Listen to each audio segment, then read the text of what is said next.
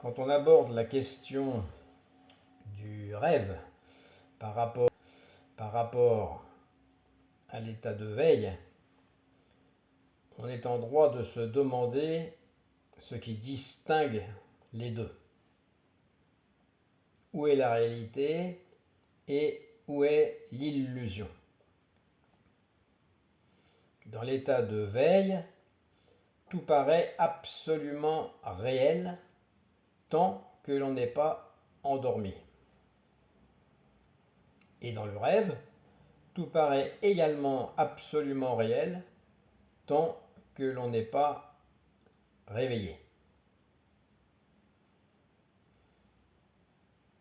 La pierre que l'on prend dans la main, le chemin que l'on parcourt, le ciel que l'on regarde, semble solide et incontestable. Pourtant, au réveil du rêve, ou dans l'endormissement dans le rêve, tout se dissout comme brume au soleil. Alors comment discerner ce qui appartient à la réalité du rêve de ce qui appartient à la réalité de l'état de veille? La première réponse que l'on donne souvent est celle des incohérences, de ce qui est appelé les incohérences du rêve. Dans le sommeil, les lieux changent brusquement, les personnages se transforment, le temps n'est plus linéaire, toutes sortes de choses peuvent arriver qui n'arriveraient pas dans l'état de veille. Ce qui dans l'état de veille nous apparaît absurde est accepté sans discussion dans le rêve. On peut voler, marcher sur l'eau, traverser des murs, léviter d'une montagne à l'autre, mais la nuit passée, quand le réveil sonne, tout cela n'a plus de consistance. Si on prend par exemple la loi de la gravité, qui semble si indiscutable dans notre monde éveillé, peut s'adapter ou se plier à la situation dans le rêve. Tantôt elle agit, tantôt elle disparaît. Tantôt on est sur le sol, tantôt on vole. Alors comment savoir si la veille est la vraie réalité, entre guillemets, et le rêve une simple illusion? Ou l'inverse? Du point de vue du zen, cette distinction n'est pas tranchée. L'état de veille, comme le rêve, sont des champs d'apparition, ce qu'on pourrait appeler des potentiels d'apparition. Tout est possible. Les lois que nous appelons naturelles dans l'état de veille, comme la gravité, comme la causalité, comme le temps linéaire, ne sont pas des vérités absolues. Elles sont des conventions d'apparence stables, des apparences stables, des régularités qui émergent dans ce champ que nous appelons être éveillé.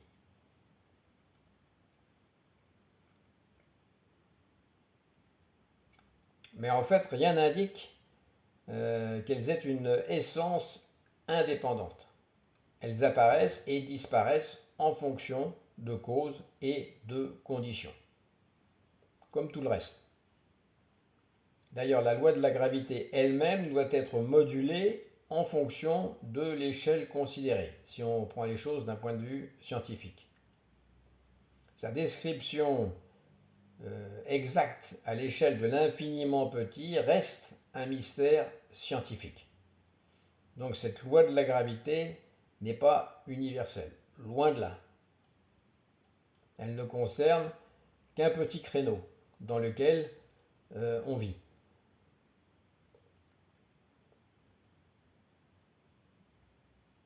C'est pourquoi le Bouddha a comparé poétiquement l'existence, la vie, il l'a comparé à un rêve, une bulle.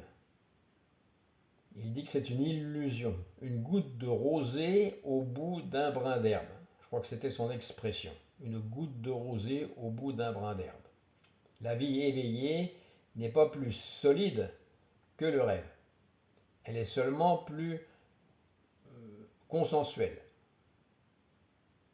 Par le fait que ce que je vois ici, l'autre le voit aussi. Et d'autres peuvent le vérifier. Alors que dans le rêve, je parle au conditionnel, je serai le seul dans mon univers. Mais ça, c'est juste une impression et un consensus sans réalité scientifique. Car il faudrait commencer par définir les termes de je et autre, ce qui n'est pas possible, et ce qui rend donc la remarque caduque.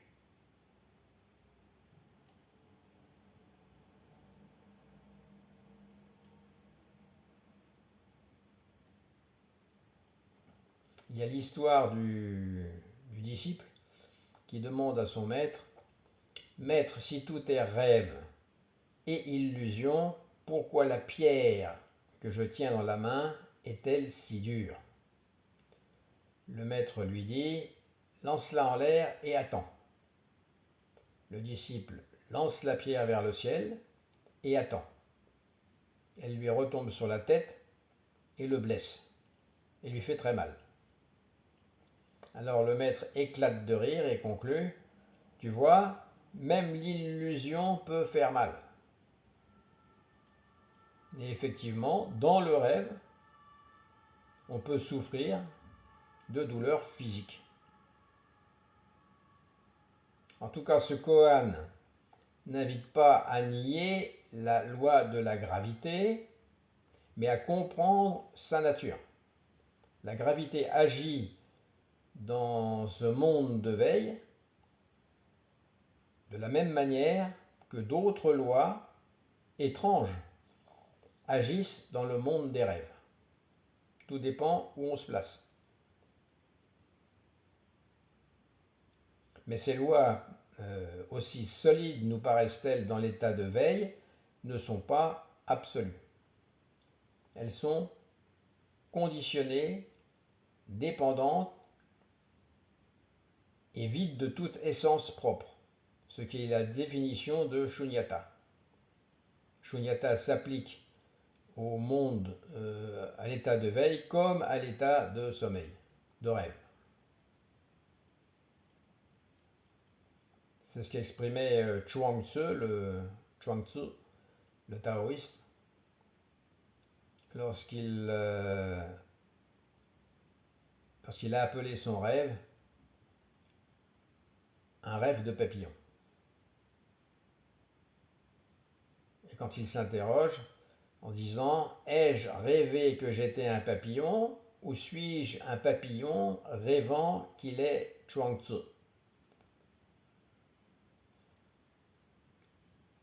La question n'appelle pas de réponse définitive, mais pointe vers l'insaisissable frontière entre rêve et veille. La loi de la gravité, dans ce cadre, n'est pas une vérité ultime, mais un accord conventionnel. Dans l'état de veille, cet accord est stable, régulier, partagé. Mais si on se place dans l'état de rêve, cet accord est instable, changeant et imprévisible. Et dans les deux cas, nous sommes confrontés à des phénomènes éphémères qui apparaissent, se manifestent et disparaissent, au même titre que les pensées. Dans un rêve lucide, justement, quand on prend conscience qu'on rêve, on peut décider de voler, si on a une certaine pratique, une certaine expérience, On peut décider de traverser les murs et on peut décider de jouer avec les lois de la physique qui nous paraissaient si solides, si universelles. Alors que dans l'état de veille, nous n'avons pas cette liberté. Si nous sautons du haut d'une falaise, nous nous cassons la figure, nous tombons. Pourtant, si on se place d'un point de vue ultime, non plus conventionnel mais ultime, la différence entre les deux est en réalité inexistante. Pourquoi? Parce que dans les deux cas, il s'agit d'expériences éphémères qui n'ont pas de substance ou de réalité propre. Ne serait-ce que parce qu'on ne peut pas trouver de moi auquel cela arriverait. On a vu que le moi était une construction et une illusion. Quand on dit je tombe, qui tombe? Voilà, donc le zen n'invite pas à mépriser la gravité, ni à nier la solidité du monde, mais simplement à voir qu'il n'y a pas derrière cette impression, j'insiste sur le mot impression, qu'il n'y a pas derrière cette impression de solidité une essence qui serait permanente. La gravité elle-même est une expression de la vacuité, shunyata. Elle est ainsi, elle est comme elle est, pour un temps, dans ce monde-ci. Mais dans un autre état, un autre champ de conscience, comme le rêve, comme la mort ou comme l'éveil, elle n'est plus la même. La gravité s'adapte.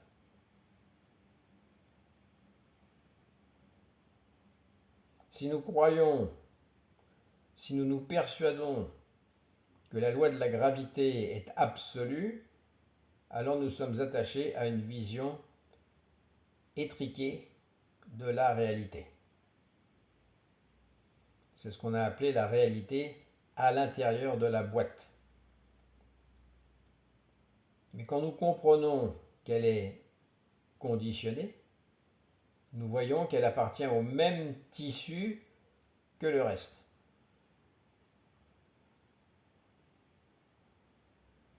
C'est-à-dire un tissu vide, impermanent et interdépendant, sans aucun centre.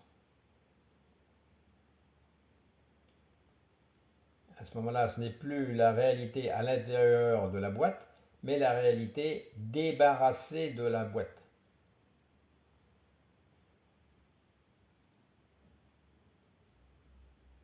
La boîte à laquelle on tient tant pour avoir cette impression de sécurité. La pierre qui tombe sur notre tête est réelle dans l'instant, mais cette réalité n'a pas de fondation ou de fondement fixe.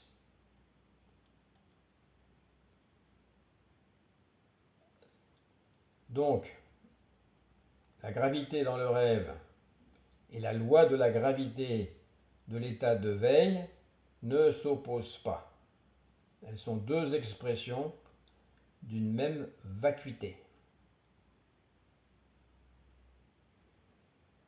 Dans les deux cas, que ce soit l'état de veille ou le rêve, dans les deux cas, il s'agit d'un monde qui surgit, dure un instant et s'évanouit. Le zen ne nous demande pas de choisir entre rêve et réalité. Il nous demande de voir que dans l'un comme dans l'autre cas, nous sommes déjà au cœur de l'éphémère, au cœur des choses telles qu'elles sont, qui ne sont jamais les mêmes d'une seconde à l'autre. Alors que la pierre tombe ou qu'elle flotte, que l'on marche ou que l'on vole, il s'agit toujours de l'esprit en action, sans fondement, sans substance. Il n'y a que l'esprit qui bouge, parce que le monde, lui, est immobile. Et dans cette vision, dans cette façon de voir, nous découvrons une liberté sans borne. C'est-à-dire juste vivre ce qui est, ce qui advient, sans l'enfermer dans une boîte remplie de croyances et de conventions qui passent pour solides et absolues. On n'en a plus besoin. On est porté par le sol, non pas comme une vérité figée, mais comme une danse de causes et de conditions. On est dans le rêve non pas comme une illusion trompeuse, mais comme une autre expression du même vide. Autrement dit, dans la veille, dans l'état de veille, comme dans le rêve, la loi, entre guillemets, la loi de la gravité, est une métaphore de la vacuité. Elle nous ramène à la Terre, certes, mais nous rappelle en même temps que cette Terre n'a pas de substance propre.